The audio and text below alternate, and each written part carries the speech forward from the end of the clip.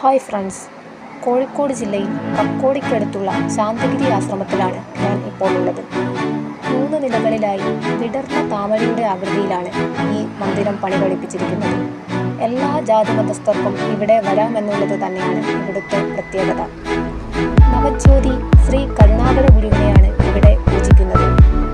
രാവിലെ 6 മണി മുതൽ വൈകിട്ട് 8 മണി വരെ ഇവിടെ പ്രവേശനം ലഭ്യമാണ്.